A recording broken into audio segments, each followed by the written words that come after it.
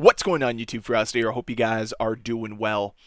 One thing that most people in this community can agree on is that there is a massive cheater problem in Modern Warfare 3 and in Warzone. And the numbers are there to prove it. 23,000 accounts were banned in Modern Warfare 3 and Warzone since November 12th of 2023. That's insane. Those numbers are staggering. An indictment of this community. Now, I'm not somebody who wants to sit here and defend Ricochet or give them a pat on the back for doing a good job, because I still feel as if they could do more. But there is a problem within this community that there's so many low-level, low-IQ, mouth-breathing morons that get their happiness from ruining other people's time and cheating in an online video game.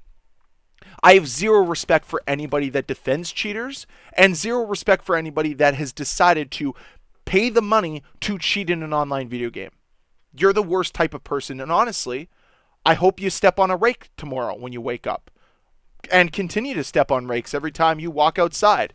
And maybe one of those rakes will knock some sense into you, because that's what you honestly need. Or maybe you need to just go outside, touch some grass, pet a dog, maybe just talk to somebody. Honestly, that's maybe all you need. Maybe your parents need to tell you they love you. I don't really know. But this isn't a video trying to dive into the psychology behind somebody who cheats. This is a video to talk about why the 23,000 accounts is very concerning. Because not only is this a high number, it's also a number that should be higher, because cheaters are still a massive problem in Call of Duty. So I wouldn't be surprised if the number of people who are actively cheating right now is closer to 50 or 60,000 accounts.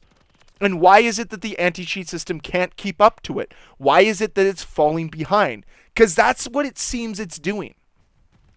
But also, and I never do this, I'm actually going to defend Activision. I think they're in a lose-lose situation here. Because on one hand, they're trying their best to mitigate the cheater problem that's in Modern Warfare 3. But on the other hand, these companies that are selling the cheats are working tirelessly hard to stay one step ahead of Ricochet. That's their goal. So they're doing anything within their power to evade this AI learning system so that they can make the money they need to. And honestly, it serves them massive benefit to not tweak their AI enough so that they then can return massive revenue. Right? So think about it this way. You buy a $5 aimbot cheat. Oh no, Team Ricochet patches it and one of your accounts gets banned. Or maybe you don't get banned. Well, then you go ahead and you buy another one, and you keep this process recurring over and over and over again, and it becomes quite lucrative to the third-party cheat-selling businesses. And it makes sense why they want to stay one step ahead, but not too far ahead, so that they can continue to get return customers. And frankly, I just don't really think that Call of Duty can keep up to that. Unless they actively go against these companies and find ways to bring legal action towards them, nothing's really going to change. And maybe that's the problem. Maybe Activision should be going after these companies. We know they've done it in the past, so why don't they do it again now? A very interesting question that I don't really think we'll have the answers to.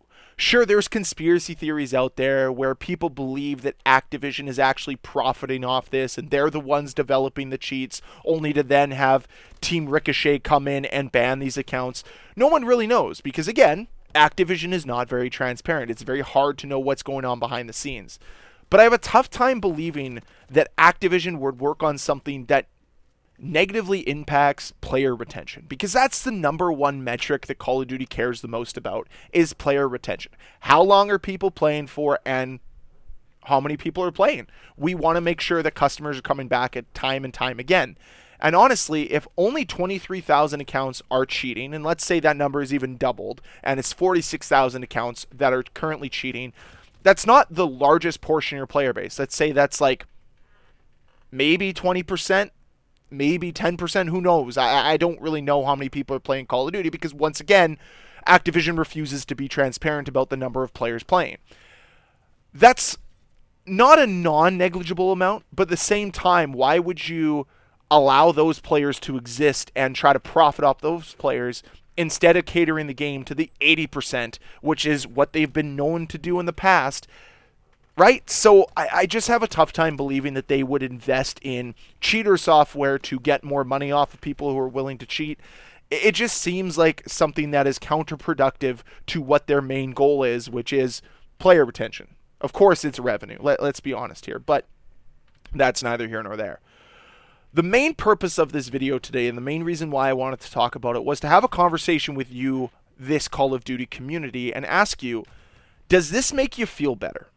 Knowing these stats, knowing that there's been this many cheaters, and they're working on continuing their AI learning detections within the Team Ricochet software, or is it one of those things where you feel as if they're not doing enough? Because I'm like right in the middle here. I really think they could be doing more. But again, like I said, I think they're in a lose-lose position. I don't think there's a definite way out of this that allows them to completely eradicate the cheaters that are plaguing Call of Duty right now. I just don't think it's possible. It'd be great if they could have better learning software to try to stay one step ahead of these guys, but it just doesn't seem as if it's possible right now. Maybe down the road. I still believe that Ricochet is underfunded, understaffed, and I just don't think that they have the right people in place there. Kind of like the rest of Activision, where I think they've failed their entire community. But that's another video for another time. But for this video today, I really do want to know, do you guys think that Ricochet is doing enough?